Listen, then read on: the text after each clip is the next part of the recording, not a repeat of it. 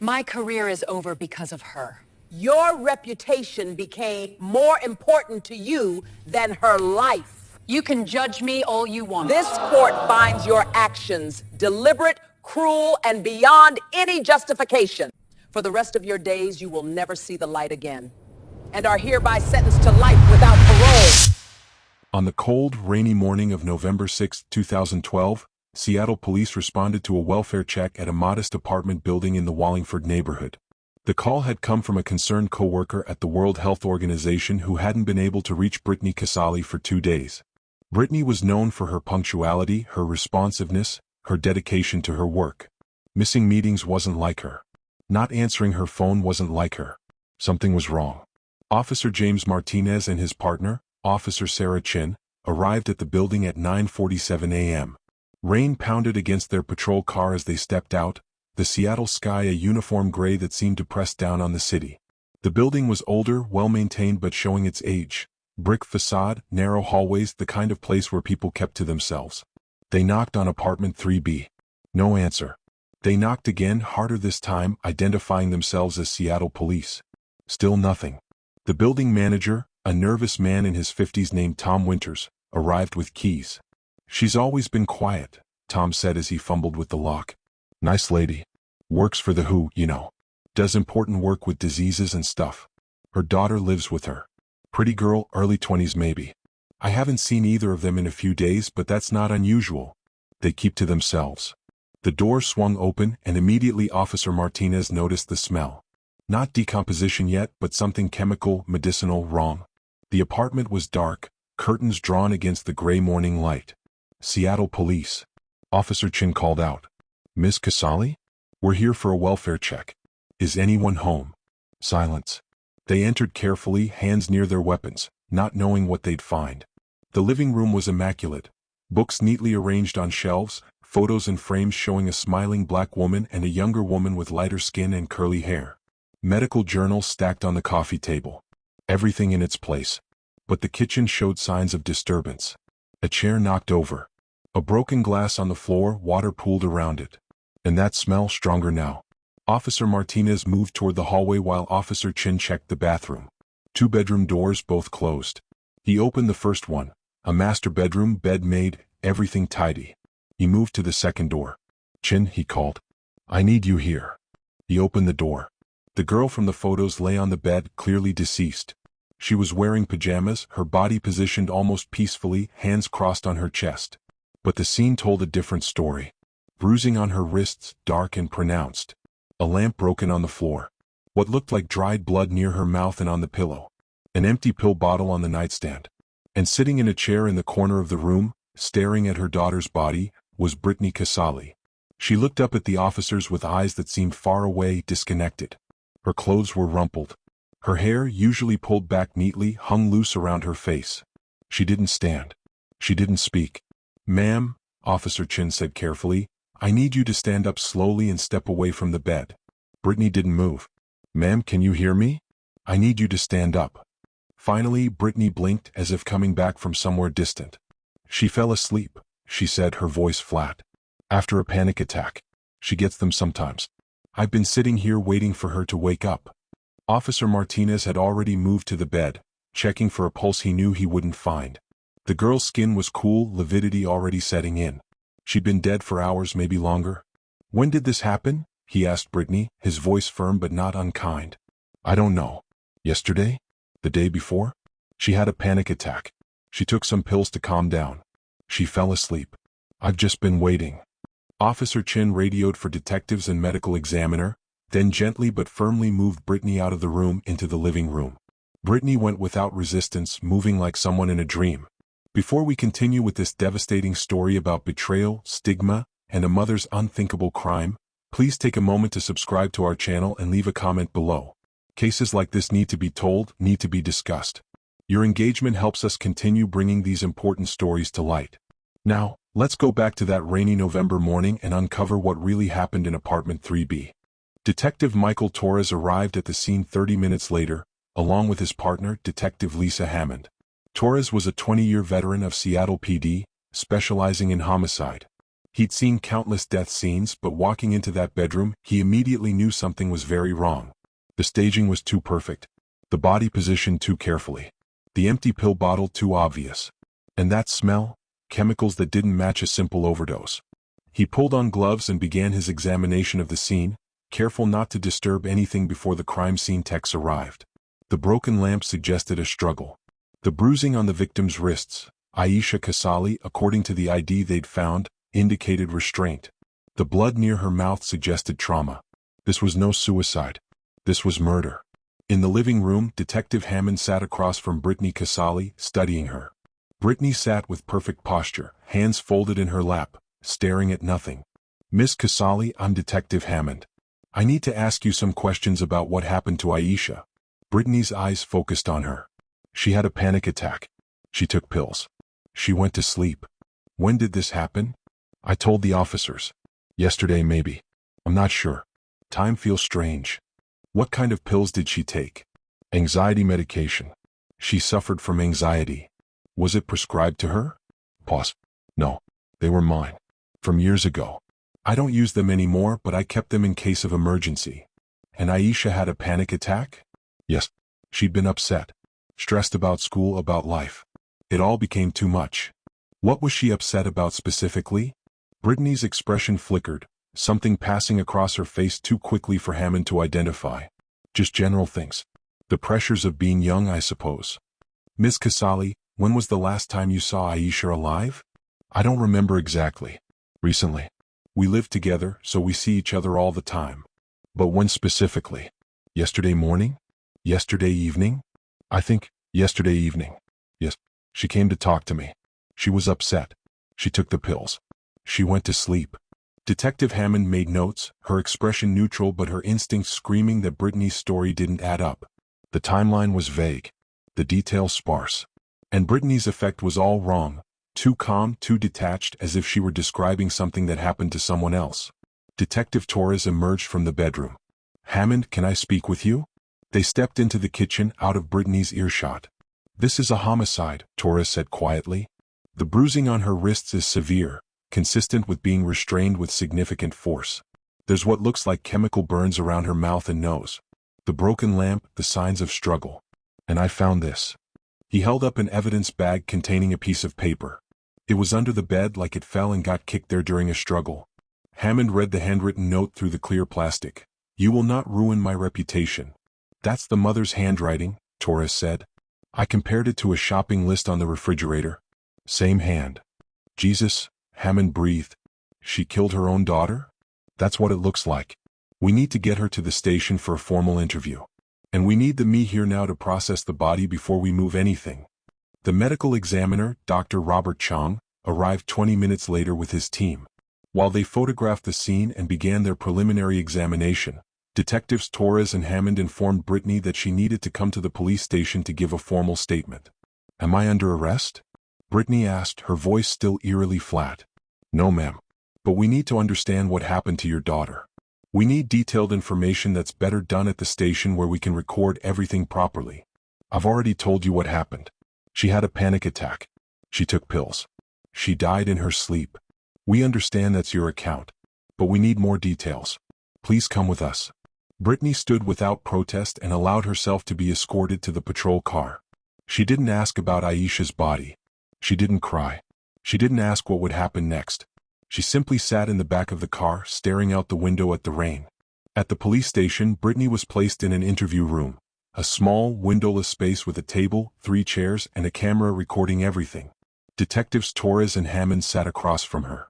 "Miss Kasali, you're not under arrest," Torres began. "You're free to leave at any time. But we need to understand what happened to Aisha. Can you walk us through the last few days?" Brittany looked at him, and for the first time, emotion crossed her face. "Anger.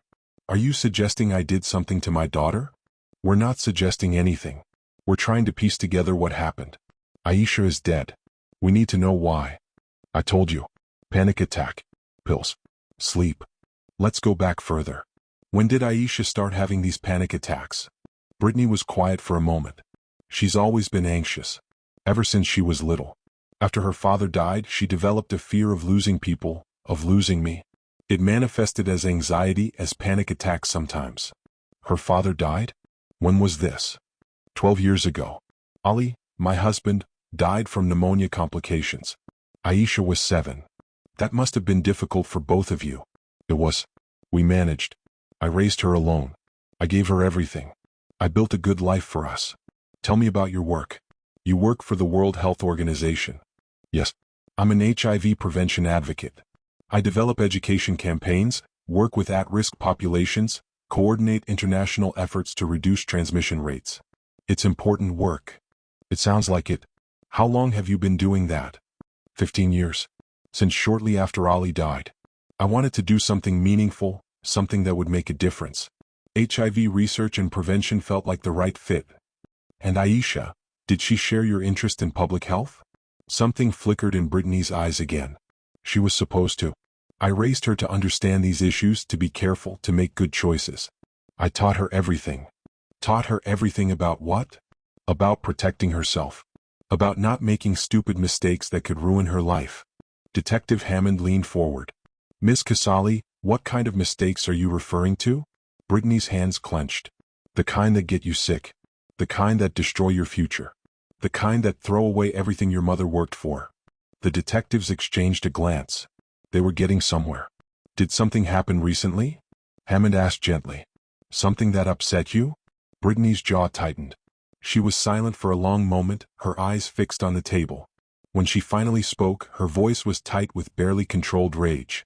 She tested positive. Positive for what? HIV. My daughter tested positive for HIV. The room was silent. Torres and Hammond let the admission hang in the air. When did you find this out? Torres asked. 4 days ago. November 2nd. She went to a clinic with flu symptoms. They ran blood tests. She tested positive. Brittany's voice was growing louder, more agitated. Do you understand what that means? I have spent 15 years advocating for HIV prevention. 15 years teaching people how to protect themselves. And my own daughter, couldn't follow the simplest rules. How did you find out about the test results? She tried to hide it from me. Can you imagine? She got the results and tried to hide them. But I found her phone while she was sleeping. I saw the message from the clinic. I saw what she'd done. What she'd done. Ms. Casali, contracting HIV isn't something someone does intentionally. It's the result of choices. Brittany's voice cracked like a whip. Stupid, reckless choices. I taught her better. I taught her about safe practices, about being careful, about not ending up like. She stopped abruptly. Like who? Hammond prompted. Like her father. I thought you said your husband died of pneumonia. He did. But he had a compromised immune system. He made bad choices in his youth, choices that left him vulnerable. And now Aisha, her voice broke. She's just like him. Reckless. Shameful. Miss Casali, Torres said carefully, did you and Aisha argue about the test results? Of course we argued. She'd thrown away her future. She'd embarrassed me. After everything I sacrificed for her, everything I taught her, she went and... Brittany stopped, seeming to realize she was saying too much. What happened during the argument? I don't want to talk about this anymore. Miss Casali, we need to understand what happened in that apartment. Aisha is dead. The scene doesn't match your story about a panic attack and sleeping pills. We found evidence of a struggle. We found bruising consistent with restraint. We found a note that says, "You will not ruin my reputation." We need the truth. Brittany's face went pale. I want a lawyer. That's your right. Interview's over. They left Brittany in the room and convened in the hallway. She did it, Hammond said. She found out her daughter was HIV positive and she killed her. Motive is clear, Torres agreed. Her entire career is built on HIV prevention. Her daughter testing positive would have been seen as the ultimate failure, the ultimate humiliation. But we need more than motive. We need the ME's report, we need forensics, we need a timeline. Over the next hours and days, that timeline emerged. Dr. Chang's preliminary examination of Aisha's body revealed devastating findings. Aisha had died from a combination of blunt force trauma and toxic poisoning. The substances in her system included benzodiazepines, but also household cleaning chemicals, bleach and ammonia, that had been administered orally, likely forced down her throat. This was torture, Dr. Chang told the detectives. She didn't die quickly. Based on the internal damage, she would have been conscious for at least part of the poisoning. The pain would have been excruciating. The bruising on Aisha's wrists showed she'd been restrained, probably tied to the bed or chair, for an extended period. There were defensive wounds on her hands and arms where she tried to fight back. Skin under her fingernails suggested she'd scratched her attacker. DNA analysis confirmed the skin belonged to Brittany. The crime scene unit found traces of bleach and ammonia in the kitchen sink, on towels in the bathroom, and on clothing in Brittany's bedroom. They found rope in the hall closet that matched fibers found on Aisha's wrists. They found Brittany's fingerprints on the broken lamp that had been used to strike Aisha. But perhaps most damning was what they found on Aisha's phone. Aisha's phone was password protected, but the forensics team was able to access it. What they found painted a horrifying picture of the days leading up to her death. Text messages between Aisha and her friend Marcus Williams. October 28, 2012, 10:47 p.m. Aisha, I've been feeling sick for weeks. Finally went to the clinic today. Marcus, what did they say? Aisha, they ran a bunch of tests. Should have results in a few days. I'm scared, Marcus. Marcus, it's probably just flu or mono or something. Don't stress. November 2, 2012, 2:23 p.m. Aisha, got my test results. Marcus, and? Aisha, I tested positive for HIV. Marcus, oh shit Aisha. Are you okay? Aisha, no, I don't know how this happened. I was careful. Mostly. There was this one guy a few months ago, we were drunk, I don't even remember his name. Fuck. What am I going to do? Marcus, first breathe. Second, this isn't a death sentence anymore. There are treatments. You're going to be okay. Aisha, you don't understand. My mom's whole career is HIV prevention. She's going to lose her mind. She's going to see this as the ultimate failure. I can't tell her. Marcus, you have to tell her eventually. Aisha, I know. I just need time to figure out how. November 3, 2012, 11:52 p.m. Aisha, she found out. Marcus, how? Aisha, she went through my phone while I was sleeping. She saw the clinic's message. Marcus, what happened? Aisha, she lost IT. Marcus. Screaming at me for an hour. Saying I've ruined everything. Saying I'm just like my dad. Saying I've shamed her. It was bad. Marcus, do you want me to come get you? You can stay at my place. Aisha, no, she's calmed down now. She said we'd talk more tomorrow when we're both rational. Marcus, Aisha, I'm worried about you. Aisha, I'll be fine. She's my mom. She's just in shock. November 5, 2012, 7:18 p.m. Aisha, Marcus, I'm scared. Marcus, what's happening? Aisha, she's not calming down. She keeps saying I've destroyed her reputation. She won't look at me. She won't speak to me except to tell me how disappointed she is. Marcus, that's not okay. Come stay with me. Aisha, I can't. She won't let me leave. She says we need to deal with this as a family. Marcus, that doesn't sound good. Aisha, she's talking about fixing things. I don't know what that means. Marcus, Aisha, this is freaking me out. Call me if you need anything. I mean it. November 5, 2012, 10:43 p.m. Aisha, she's going to kill me when she finds out. Marcus, finds out what? Aisha, I told her I want to move out. That I'm an adult and I can make my own choices about how to handle this. Marcus, how'd she react? Aisha, she's been silent for the past hour. Just sitting in the living room staring at me. It's creepy. Marcus, get out of there. Seriously. Pack a bag and leave. Aisha, I'm being dramatic. She's my mom. She wouldn't actually hurt me. Marcus, text me tomorrow morning so I know you're okay. That was the last message Aisha ever sent. Marcus Williams was located and brought in for an interview. He was 21, a college student who'd been friends with Aisha since high school. When detectives showed him the text messages, he broke down. I should have gone to get her, he sobbed. She said she was scared and I thought she was being dramatic. I thought her mom would calm down. I never thought. He couldn't finish. When was the last time you actually spoke to Aisha? Detective Hammond asked gently. November 5th, evening. We talked on the phone for maybe 20 minutes. She was trying to sound normal, but I could tell she was stressed. She said her mom had barely spoken to her all day, just kept looking at her with this weird expression. Aisha said it felt like her mom was planning something. Planning what? She didn't know. She said she was probably just paranoid. But now, his voice broke again. She knew. Somehow she knew her mom was dangerous. Did Aisha mention anything about her mom's behavior in the past? Any history of violence or abuse? Marcus wiped his eyes. Not violence exactly, but control. Brittany was super controlling. Aisha had to ask permission for everything, where she went, who she saw, what she wore. If Aisha got anything less than an A in a class, Brittany would ground her for weeks. She monitored Aisha's phone, her computer, everything. Aisha said sometimes it felt like living in a prison. Did she ever try to move out? All the time. But Brittany would guilt her, tell her she was ungrateful, that after everything Brittany had sacrificed, the least Aisha could do was live at home while going to community college. Aisha felt trapped. Tell me about Aisha. What was she like? Marcus smiled through his tears. She was amazing. Smart, funny, kind. She wanted to be a teacher, work with elementary school kids. She loved art and music. She was a good person. She made mistakes like everyone does, but she didn't deserve this. She didn't deserve any of this. The detectives also interviewed Brittany's co-workers at the World Health Organization. They painted a picture of a woman who was brilliant, dedicated, but also rigid and judgmental.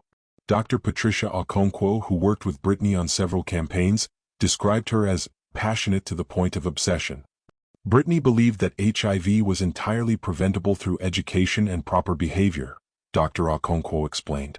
She had no tolerance for what she called reckless choices. She'd give presentations where she'd basically shame people for engaging in risky behavior. Some of us found her approach problematic. It ignored the complex realities of poverty, abuse, lack of access to resources. But Brittany couldn't see that. To her, everyone who contracted HIV had made a moral failure. Did she ever talk about her daughter? Sometimes. She was proud of Aisha's grades, her accomplishments. But she also seemed to see Aisha as a reflection of herself. Aisha had to be perfect because anything less would reflect badly on Brittany. Did she mention Aisha recently? In the past few weeks? Dr. Okonkwo thought carefully. Actually, yes. About a week ago, Brittany seemed different. Distracted. Angry. I asked if everything was okay and she snapped at me, said something like, "Everything I've worked for is being destroyed by stupidity." I didn't know what she meant. The investigation also uncovered Brittany's own background. Born in 1966 in Portland, Oregon, to middle-class parents, Brittany had been an excellent student, earning a degree in public health from the University of Washington. She'd met Ali Kasali in 1990. He was a Nigerian immigrant working on his PhD in engineering. They married in 1991 and had Aisha in 1993. Ali's family, who still lived in Nigeria, were contacted. His brother Chidi agreed to speak with detectives via video call. Ali was a good man, Chidi said, his voice heavy with grief. Kind, gentle, brilliant. He adored Aisha. His death devastated us all. Can you tell us about his illness? He caught pneumonia in late 1999. It should have been treatable, but his immune system was compromised. The pneumonia developed into sepsis. He died within 2 weeks of the initial diagnosis. Do you know why his immune system was compromised? Chidi hesitated. Ali had been diagnosed with HIV in 1989, before he met Brittany. He contracted it through a blood transfusion he received after a car accident in Nigeria. Back then, blood screening wasn't as thorough as it is now. When he moved to the United States, he started antiretroviral therapy. He was managing it well, his viral load was undetectable. His doctors said he could live a normal lifespan. Did Brittany know about his HIV status when she married him? Yes. Ali was honest with her from the beginning. She claimed to be understanding, supportive. But after he died, her attitude changed. She started saying things that suggested she blamed him for getting sick, that he must have been careless or made bad choices. It wasn't true. Ali's infection was random bad luck, not the result of risky behavior. But Brittany couldn't accept that. She needed someone to blame. What was her relationship with Aisha like after Ali's death? At first, she was a devoted mother. But over the years it became obsessive. She was terrified that Aisha would end up sick like Ali. She restricted Aisha's activities, monitored her constantly, gave her these long lectures about staying safe and making good choices. When Aisha was a teenager, she wanted to visit us in Nigeria, but Brittany refused, said it was too dangerous, that Aisha might get sick.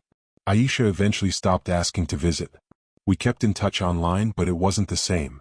Did Aisha ever mention feeling unsafe with her mother? Not unsafe exactly, but suffocated. She told me once that she felt like she was living under constant surveillance, that her mother saw her as a project to be managed rather than a person to be loved. I wish I had done more. I wish I had known. Armed with all this evidence, the district attorney charged Brittany Casali with first-degree murder. The arrest was made on November 8, 2012. Brittany was formally charged, advised of her rights, and held without bail. She showed no emotion during the arraignment, pleading not guilty to all charges. Her attorney, a public defender named Michael Stevens, tried to argue that Brittany was having a mental health crisis, that the stress of discovering her daughter's diagnosis had caused a break from reality. But the prosecution, led by Assistant District Attorney Jennifer Park, argued that the evidence showed premeditation and deliberate cruelty. The note about protecting her reputation, the careful staging of the suicide scene, the use of specific chemicals that would cause maximum suffering, none of that suggested a spontaneous break from reality. It suggested a calculated murder designed to punish in silence. The trial was set for April 2013. In the months leading up to the trial, the case attracted national attention. The story of an HIV prevention advocate killing her HIV-positive daughter struck a nerve, sparking conversations about stigma, about the pressure placed on children of public figures, about the darkness that can exist behind a facade of do-gooding. HIV advocacy groups were split. Some argued that Brittany's actions shouldn't reflect on the important work of HIV prevention. Others said her case exposed the judgmental, shame-based approach that still pervaded too much of HIV education. Aisha's story resonated particularly with young people who felt they could never live up to their parents' impossible standards. Support groups formed online for children of perfect parents, spaces where people could share their experiences of growing up under constant pressure, constant surveillance, constant judgment. And throughout it all, Brittany remained silent in jail, refusing most interview requests, maintaining her innocence. The trial began on April 15, 2013. The King County Courthouse was packed with media, activists, and concerned citizens who wanted to understand how this tragedy had happened. The prosecution's opening statement, delivered by Ada Jennifer Park, laid out the case with devastating clarity. Ladies and gentlemen of the jury, this is a case about image versus reality. Brittany Casali built a career on being the perfect advocate, knowledgeable, compassionate, dedicated to preventing the spread of HIV. But that perfect image required a perfect family. And when her daughter Aisha tested positive for HIV, that perfect image shattered. Brittany couldn't accept it. She couldn't accept that despite all her education campaigns and lectures and rules, her daughter had contracted the very disease she'd spent 15 years fighting. So she made a choice. She decided that Aisha had to be eliminated. Not just removed from her life, but permanently silenced, so that Aisha could never tell anyone about her diagnosis, could never expose Brittany as the failure she believed herself to be. Over the course of several hours on November 5th and 6th, Brittany Casali restrained her daughter, poisoned her with household chemicals, and beat her. Aisha fought back. She begged for her life. But Brittany wouldn't stop. Couldn't stop. Because in Brittany's mind, Aisha had committed the ultimate sin. She'd made Brittany look bad. And for that she had to die. The evidence in this case is overwhelming. You will hear from medical examiners about the horrific nature of Aisha's death. You will see text messages where Aisha literally said, "She's going to kill me." You will hear about the note Brittany wrote saying, "You will not ruin my reputation." And when you've heard all of that evidence, we will ask you to return the only verdict that fits the facts: guilty of first-degree murder. The defense's opening, delivered by Michael Stevens, tried to paint a different picture. This is a tragedy. Let's be clear about that from the start. Aisha Casali should not have died.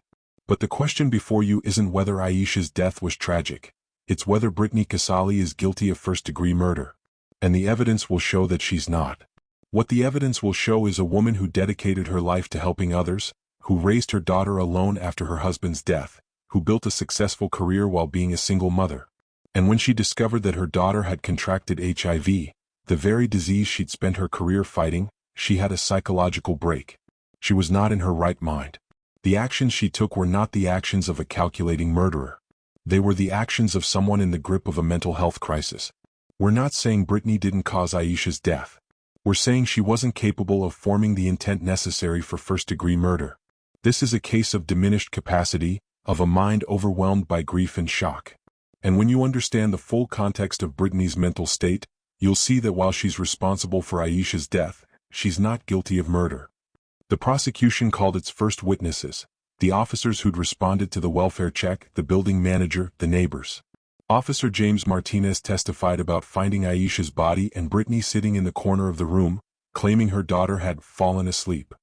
Her effect was flat, emotionless, Martinez recalled. But there was also something calculated about it, like she'd been practicing what to say. The building manager, Tom Winters, testified that he'd heard raised voices from apartment 3B on the evening of November 5th. I was taking out the trash around 9 p.m., he said. I heard Brittany shouting. Something about, how could you, and everything I worked for. Then I heard breaking glass. Then it got quiet. Did you call the police? Ada Park asked. No, and I regret that now. I thought it was just a mother-daughter argument. You hear that kind of thing in apartment buildings. I figured they'd work it out. Several neighbors testified to similar experiences, hearing arguments, raised voices, signs of conflict, but not thinking it was serious enough to intervene. One neighbor, Martha Rodriguez, who lived directly below apartment 3B, gave particularly chilling testimony. I heard footsteps, she said, pacing back and forth for hours. And I heard thumping sounds like furniture being moved. And at one point I heard someone crying and saying, please mom, please. I thought about calling the police, but I talked myself out of it. I'll regret that for the rest of my life. Marcus Williams took the stand, visibly emotional as he was sworn in. Ada Park walked him through his friendship with Aisha, the text messages, the last phone call. She was scared, Marcus said, his voice breaking. She tried to hide it, tried to act like everything was fine, but I could hear it in her voice. She was terrified of her mother. Did she say her mother had threatened her? Not in so many words. But she said things like, I don't know what she's going to do, and she's looking at me like I'm not her daughter anymore, like I'm something that needs to be dealt with. I should have realized what that meant. I should have gone to get her. Marcus, this isn't your fault, Park said gently. You couldn't have known. The defense chose not to cross-examine Marcus, perhaps recognizing that attacking a grieving young man would only make the jury sympathetic to the prosecution. Dr. Robert Chong, the medical examiner, provided the most difficult testimony. Using photographs and diagrams, he explained the extensive injuries Aisha had suffered. She died from a combination of toxic poisoning and blunt force trauma, he testified. The toxicology showed high levels of benzodiazepines, specifically Xanax, as well as sodium hypochlorite and ammonia, which are the active ingredients in bleach and household ammonia. How were these substances administered? Based on the internal damage to her mouth, throat, and esophagus, they were forced down her throat. The burning and tissue damage were extensive. Would she have been conscious? For at least part of it, yes. The benzodiazepines would have made her groggy and disoriented, but not necessarily unconscious. She would have felt the burning, the pain. It would have been excruciating. Several jurors looked away. One woman wiped tears from her eyes. How long would it have taken her to die? Based on the damage, I'd estimate anywhere from 1 to 3 hours from initial ingestion to death. The chemicals caused severe internal burns, which led to shock and organ failure. It was not a quick death. Dr. Chong, you also noted restraint marks on her wrists? Yes. The bruising pattern suggests her wrists were bound tightly, likely with rope or cord, for an extended period, possibly hours. She struggled against the restraints, which caused the bruising to deepen. Were there defensive wounds? Yes. Scratches and bruising on her hands and forearms, suggesting she tried to fight off her attacker. We found skin cells under her fingernails that matched the defendant's DNA. The defense attorney, Michael Stevens, tried to minimize the significance of the DNA. Dr. Chong, isn't it possible that the skin cells under Aisha's nails came from innocent contact? A hug, helping her mother with something, normal family interactions. That's possible, but unlikely given the location and amount. The skin cells were deep under the nails, consistent with scratching during a struggle. But you can't say with 100% certainty that they came from the struggle described by the prosecution? Nothing in science is 100% certain. But the evidence strongly suggests a violent struggle. The prosecution then called Dr. Lisa Brennan, a forensic psychologist who'd reviewed all the case materials. Dr. Brennan, can you describe Brittany Casale's psychological profile?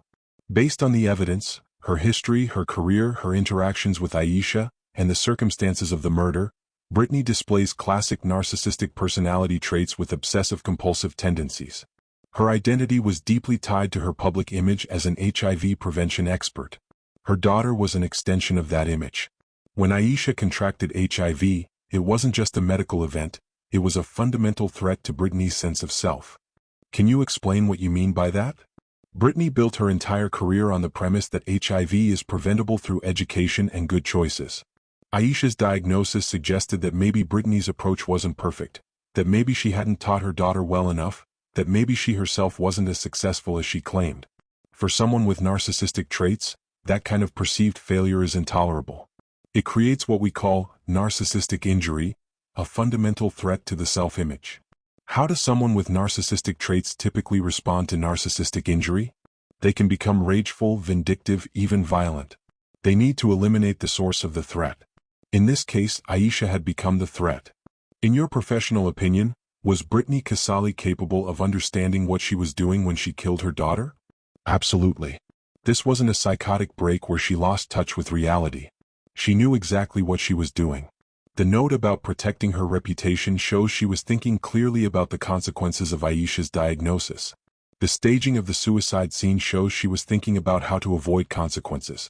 This was a deliberate, calculated act. What about the defense's theory that she had diminished capacity? I see no evidence of that. Diminished capacity would suggest she couldn't form intent or understand right from wrong. But everything about this case shows she understood perfectly well what she was doing. She just believed she was justified in doing it. On cross-examination, Stevens tried to challenge Dr. Brennan's conclusions. Dr. Brennan, you never actually examined Brittany Casali in person, did you? No, she declined to meet with me. So you're making these diagnoses based on secondhand information? I'm making professional assessments based on extensive documentation. Police reports, witness statements, physical evidence, her own writings. It's standard practice in forensic psychology. But wouldn't an in-person evaluation be more reliable? Ideally, yes. But the refusal to cooperate itself is informative. And the documentary evidence in this case is substantial enough to make reliable assessments. The prosecution's case continued for 2 weeks, building an overwhelming picture of premeditation and cruelty. They presented the physical evidence, the rope found in Brittany's closet that matched fibers on Aisha's wrists, the cleaning chemicals with Brittany's fingerprints, the broken lamp with Aisha's blood and Brittany's prints on the base. They presented digital evidence, Brittany's internet search history from the days before the murder, which included searches for how much Xanax is fatal, chemicals that cause organ failure, and staging a suicide scene. They presented documentary evidence, the note in Brittany's handwriting, journal entries where Brittany had written about her disappointment in Aisha even before the HIV diagnosis, letters from Aisha to her Nigerian relatives describing her mother's controlling behavior. And perhaps most damning, they presented testimony from a fellow inmate at the jail where Brittany was held awaiting trial. Jessica Monroe was serving time for drug possession. She'd been housed in the same unit as Brittany for 3 months. We got to talking, Monroe testified. Brittany seemed lonely, wanted someone to talk to. She told me about her daughter, about how the girl had ruined everything. She said she'd worked too hard building her reputation to let some stupid girl destroy it. Did she admit to killing Aisha? Not directly.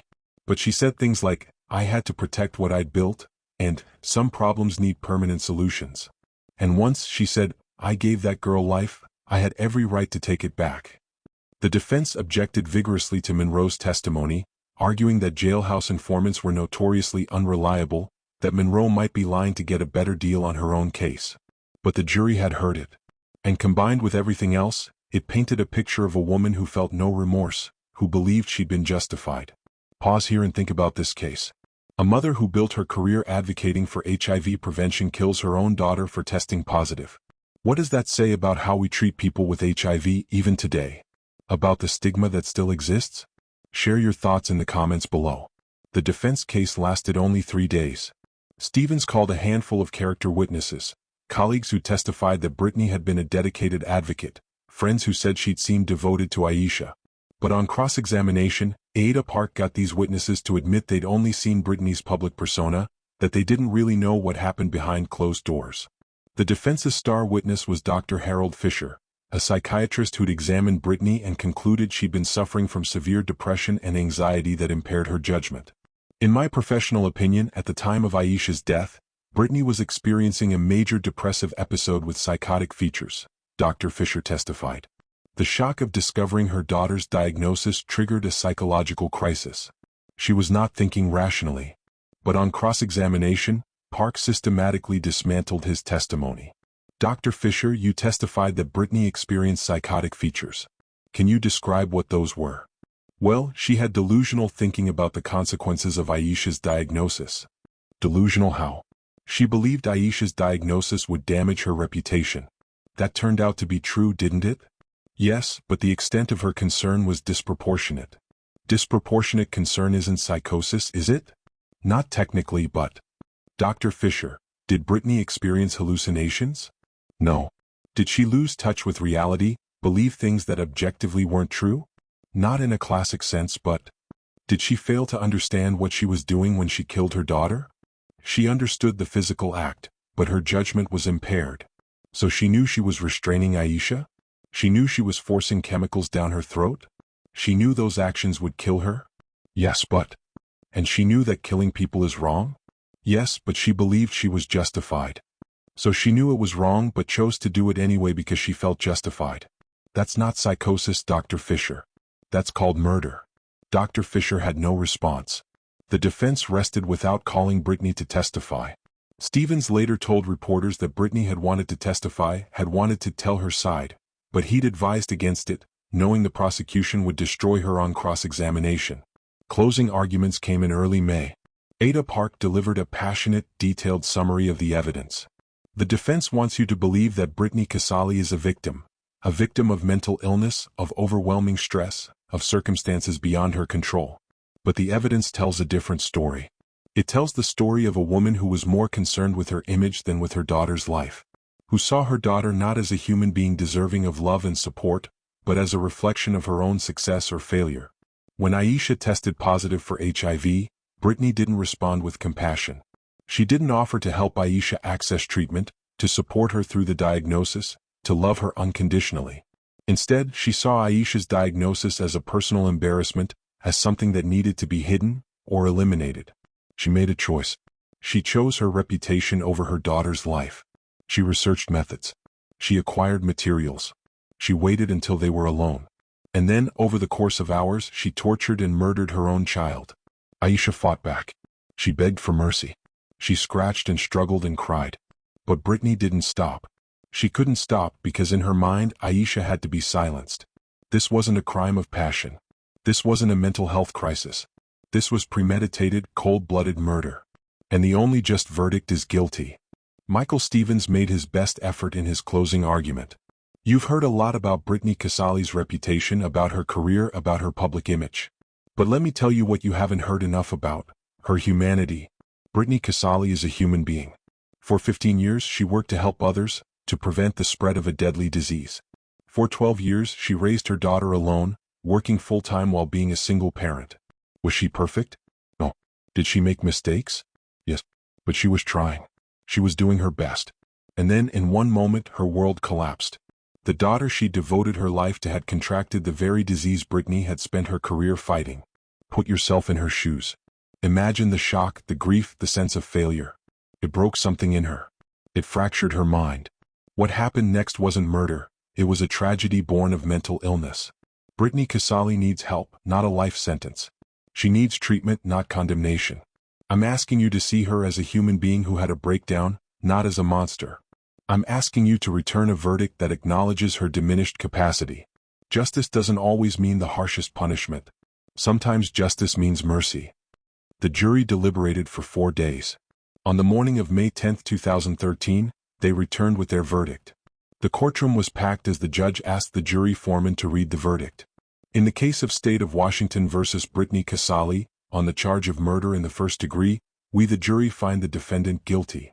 The courtroom erupted in gasps and murmurs. Brittany showed no reaction, staring straight ahead. On the charge of abuse of a corpse, we find the defendant guilty. On the charge of tampering with evidence, we find the defendant guilty. Guilty on all counts. Brittany was taken back to jail to await sentencing. Sentencing was scheduled for June 14, 2013. During the 3 weeks before sentencing, victim impact statements poured in. Ali Casale's family, Aisha's Nigerian relatives, submitted statements describing their grief, their anger, their sense that Aisha had been stolen from them twice. Once when Brittany cut off contact years ago, and again when Brittany killed her. Chidi Kasali, Aisha's uncle, wrote, Aisha was a beautiful girl with her whole life ahead of her. Yes, she'd received an HIV diagnosis. But that diagnosis was not a death sentence. With modern treatment, she could have lived a full, healthy life. She could have pursued her dreams of becoming a teacher. She could have fallen in love, had children of her own, grown old. All of that was stolen from her by the person who should have protected her most. Brittany took Ali from us. Then she took Aisha. We will never forgive her. Marcus Williams submitted a statement that was read aloud in court. Aisha was my best friend. She was kind and funny and full of life. She didn't deserve what happened to her. She was scared in those last days and I didn't do enough to help her. That will haunt me forever. But the person responsible isn't me, it's Brittany Kasali. She chose her reputation over her daughter's life. She chose cruelty over compassion. I hope she spends the rest of her life thinking about what she did, knowing that Aisha would have forgiven her, would have still loved her, if only she'd been given the chance. Aisha's academic advisor at community college, Professor Linda Martinez, wrote, Aisha was one of my brightest students. She had a natural gift for connecting with children, for explaining complex ideas in simple ways. She would have been an exceptional teacher. I saw her the week before she died. She seemed stressed, anxious, but when I asked if everything was okay, she said she was just dealing with family stuff. I wish I'd pressed harder. I wish I'd known. The HIV advocacy community was divided in their statements. Some organizations condemned Brittany's actions while emphasizing that her cruelty didn't reflect the work of most HIV advocates. Others used the case as an opportunity to discuss the ongoing stigma surrounding HIV, the shame and judgment that too often accompanied a diagnosis. One statement from the Northwest AIDS Foundation read, Aisha Kasali's death is a tragedy that never should have happened. It's also a reminder that despite decades of education and progress, stigma surrounding HIV still exists. Even within families, even among advocates. Aisha should have been able to tell her mother about her diagnosis and receive love and support. Instead, she received judgment and violence. We must do better. We must create a world where an HIV diagnosis is treated as what it is, a manageable medical condition, not a moral failing. On June 14, 2013, Brittany Kasali stood before Judge Margaret Thompson for sentencing. The judge had read all the statements, reviewed all the evidence, considered all the arguments. Ms. Kasali, Judge Thompson began, her voice firm, I have presided over this court for 20 years. I have sentenced murderers, rapists, and abusers. But I have rarely encountered a case that disturbed me as deeply as this one. You were entrusted with the most sacred responsibility that exists, protecting and caring for your child. Instead, you saw your daughter as an extension of your ego, as a tool for boosting your reputation.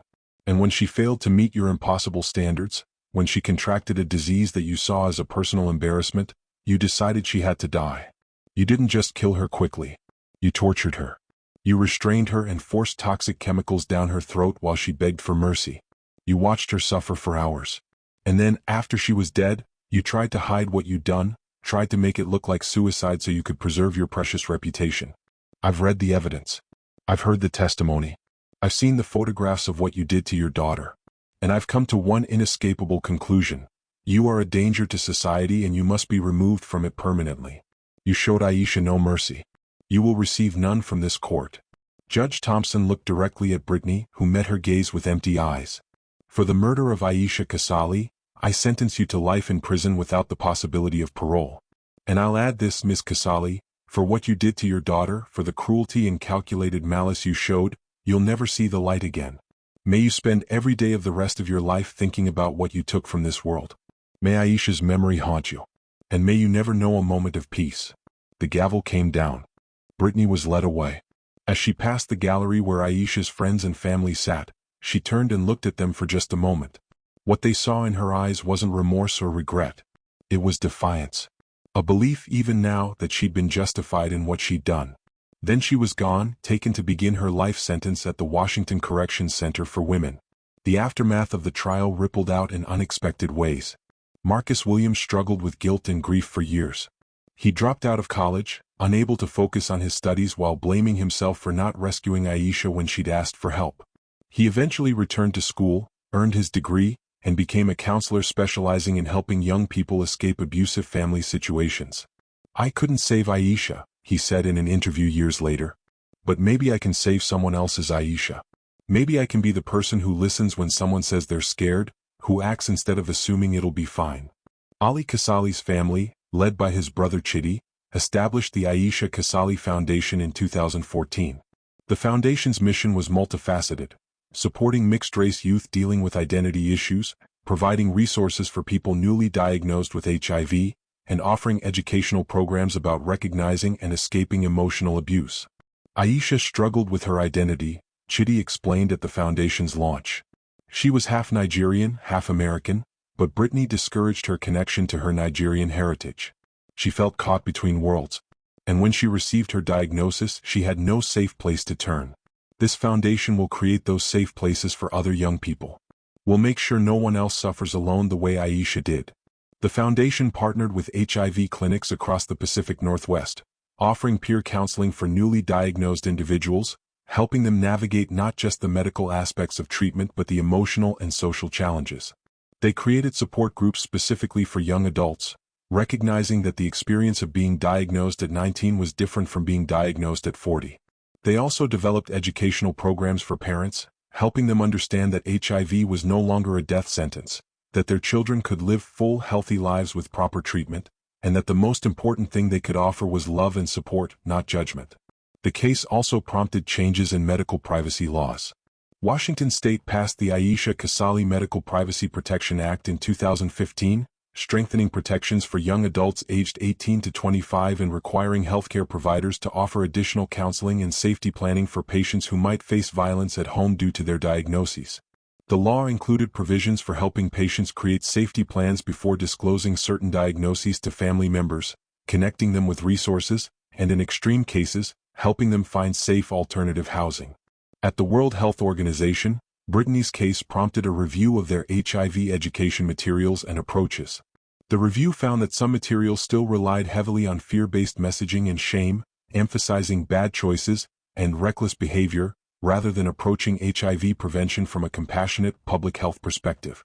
The Kasali case made us confront some uncomfortable truths, said Dr. Patricia Okonkwo, who led the review.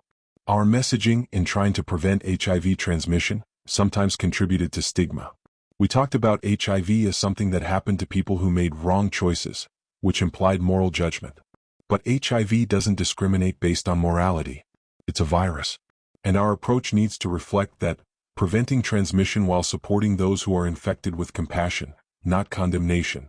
The WHO revised their global HIV prevention campaigns to emphasize harm reduction, access to testing and treatment, and anti-stigma messaging. They moved away from language that implied moral failure and toward language that treated HIV as a manageable health condition. In the broader HIV advocacy community, Aisha's death sparked difficult conversations about the legacy of early AIDS activism.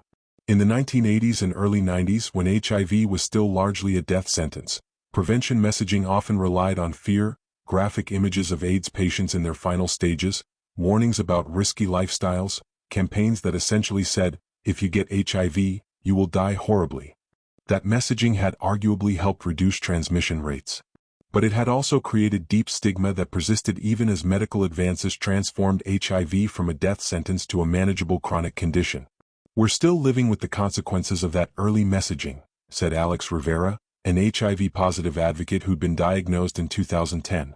People hear HIV positive, and they still think it's 1985. They don't know that with medication, people with HIV can have undetectable viral loads, can have normal life expectancies, can have children without transmitting the virus.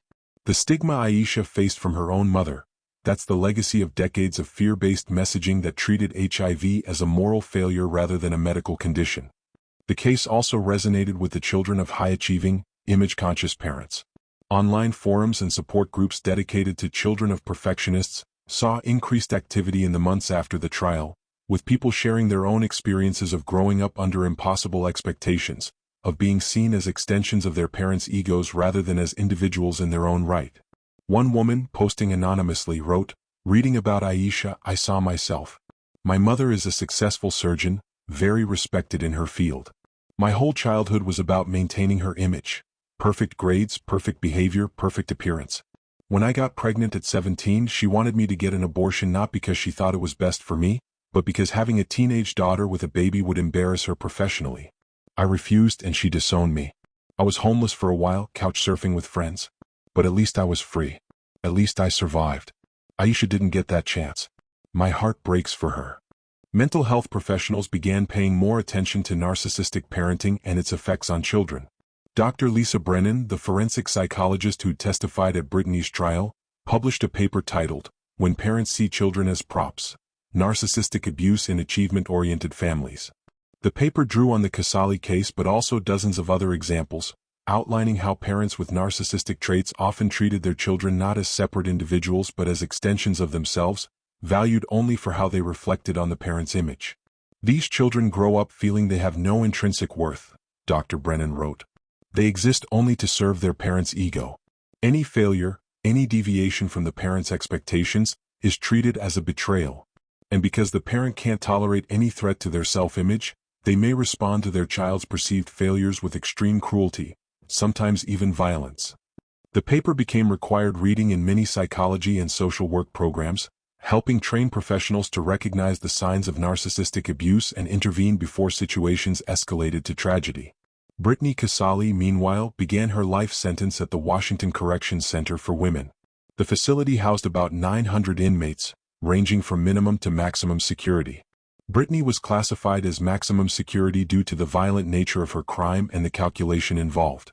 Her cellmate during her first year was a woman named Denise Harper, serving time for embezzlement. Denise later wrote about her experience sharing a cell with Brittany.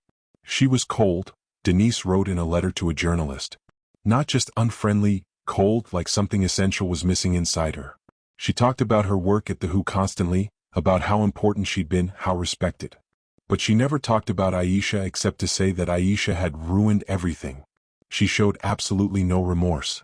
She seemed to think she was the victim in all this, that she'd been wrongly convicted, that the jury just didn't understand the pressure she'd been under. It was chilling to listen to. I requested a cell transfer after 3 months because I couldn't stand being around her. Prison records show that Brittany had difficulty adjusting to incarceration. She'd been used to being in control, being respected, being seen as someone important. In prison she was inmate number 457823, no different from anyone else. She filed multiple appeals, all of which were denied. She wrote letters to former colleagues at the WHO asking them to advocate for her release, claiming she'd been railroaded by an overzealous prosecutor. Most of those colleagues never responded. The few who did told her they couldn't help her, that what she'd done was indefensible. She participated in minimal prison programming, skipping therapy sessions and educational classes. Therapists who did meet with her reported that she was resistant to insight and unable to take responsibility for her actions. One therapist's notes from a 2015 session read, "Inmate Casali continues to maintain that her daughter's behavior forced her hand, that she had no choice but to deal with the situation. When pressed on what she means by deal with, she becomes defensive and hostile. She shows no understanding of her daughter as a separate person with rights and dignity. She continues to view Aisha's HIV diagnosis as something that was done to her, Brittany, rather than something that happened to Aisha. Prognosis for rehabilitation is poor." In 2016, Brittany's mother, who'd been living in Portland and who had not attended the trial, came to visit her. It was their first meeting since Brittany's conviction. The visit lasted less than 30 minutes. Brittany's mother, Louise Turner, later spoke to a journalist about what happened. "I went hoping to hear some remorse, some recognition of what she'd done," Louise said. "But within 5 minutes she was blaming Aisha, blaming me for not teaching Brittany better parenting skills, blaming the prosecutor, blaming everyone except herself. I asked her, 'Do you understand that you killed your daughter? Do you understand what you took from this world?' And she looked at me like I was stupid and said, 'I had to protect my reputation. Aisha made that necessary.' That's when I left. That's when I realized the daughter I raised doesn't exist anymore. If she ever did." Louise never visited again. As years passed, Brittany became increasingly isolated within the prison. Other inmates found her arrogant and unrepentant. She was involved in several altercations, usually verbal, occasionally physical, with other inmates who confronted her about her crime. In one incident in 2017, an inmate whose daughter had died of AIDS in the 1990s confronted Brittany in the dining hall. "You had everything," the woman shouted at her. "Your daughter was alive. There was treatment available. She could have lived. And you killed her because you were embarrassed? My daughter died because the medication didn't exist yet. I would have given anything for her to have the chance Aisha had. And you threw it away. You threw her away. The confrontation resulted in both women being placed in temporary segregation. But it reflected the sentiment among many inmates that Brittany's crime was particularly heinous not just because she'd killed her child, but because she'd killed her child for the most selfish of reasons. Outside the prison walls, life continued. Marcus Williams finished his counseling degree and started working at a youth crisis center. He kept a photo of Aisha on his desk, the two of them at their high school graduation, smiling, unaware of the tragedy that would unfold 3 years later. I talk to her sometimes, Marcus admitted in a 2018 interview. I know that probably sounds crazy, but I tell her about the kids I'm helping, about the lives we're saving. I like to think she'd be proud. I like to think she'd see that her death, as terrible as it was, led to something good. The Aisha Kasali Foundation expanded its reach, opening satellite offices in Oregon, California, and Idaho. They provided services to hundreds of young people each year. Counseling, support groups, emergency housing for those fleeing abusive homes, scholarship programs for students pursuing degrees in social work or counseling.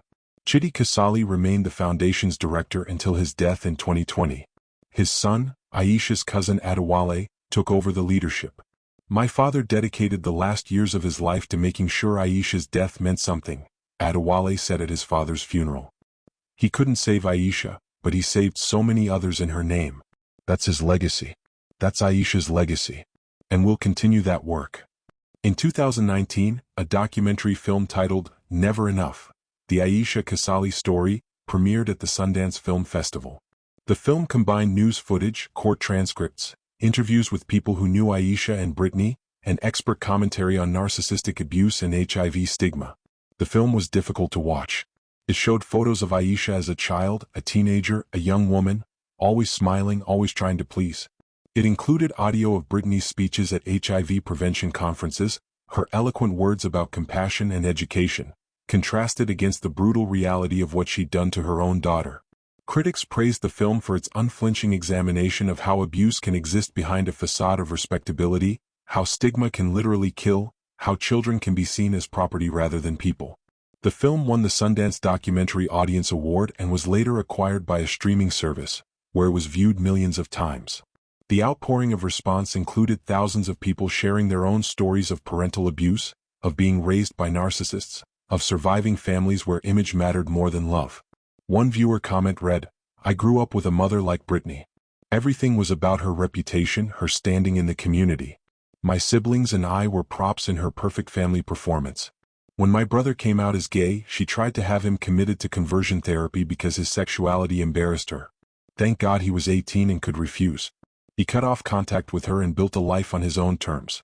Watching this documentary, I'm reminded how close he came to being another Aisha. How many children don't survive their narcissistic parents?" In 2021, on the 9th anniversary of Aisha's death, a memorial garden was dedicated in her honor at the Seattle Community College she'd attended.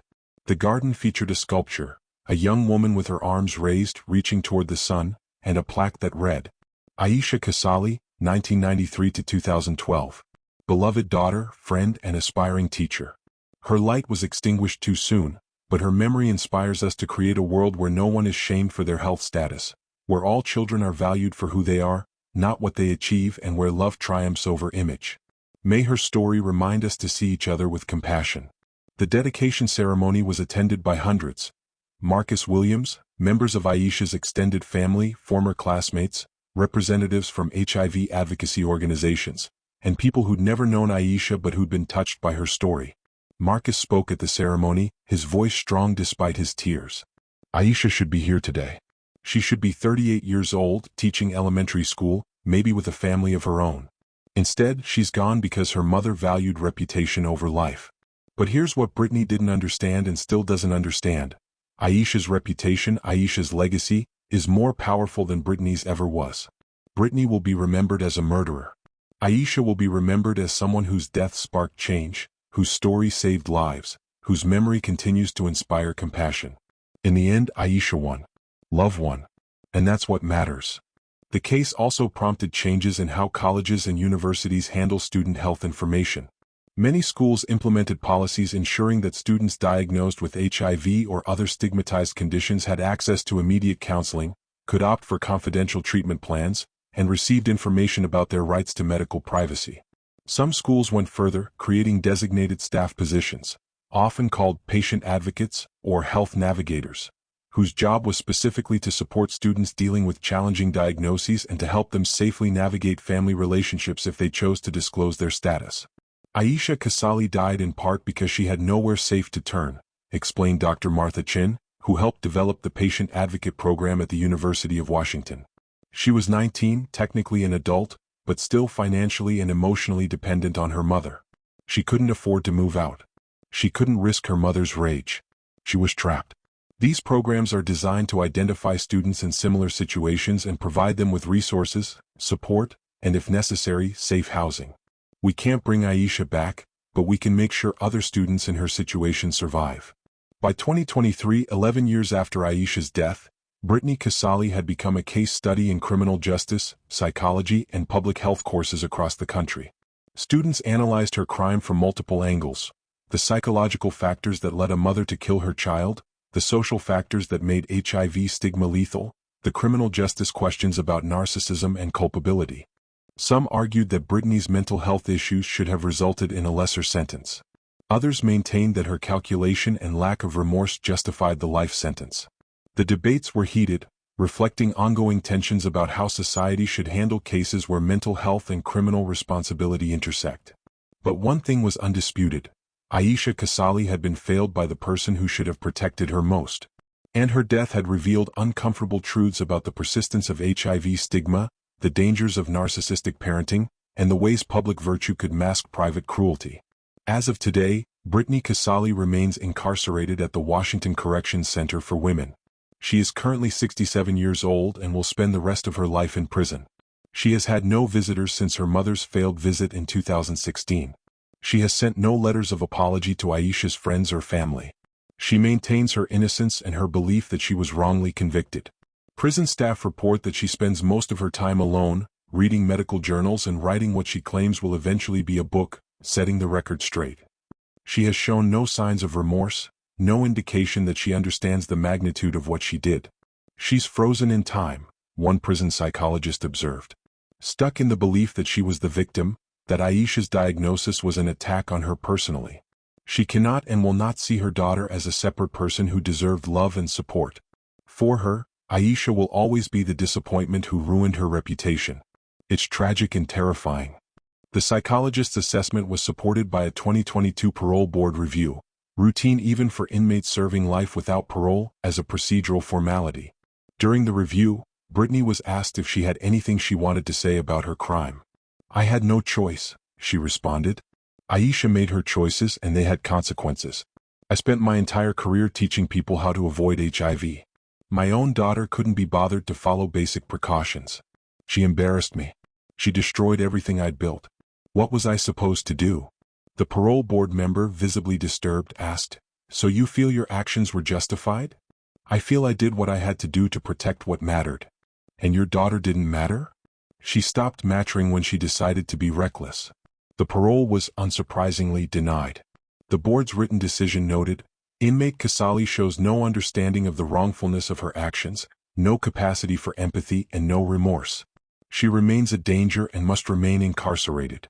As Aisha's story continues to resonate, as the foundation bearing her name continues to help young people, as the garden dedicated to her memory continues to bloom, one truth remains clear: Aisha Kasali's life mattered. Not because of anything she achieved or any standards she met, but because she was a human being who deserved love, dignity, and the chance to live. Brittany Kasali tried to erase her daughter, to silence her, to remove her as if she were nothing more than an embarrassing mistake. But Aisha's memory refuses to be erased. Her story refuses to be silenced. And the changes inspired by her death, the lives saved, the policies enacted, the conversations started, stand as testament that Aisha's existence mattered more than Brittany's reputation ever could. We want to hear your thoughts on this heartbreaking case. How do we as a society continue to combat HIV stigma?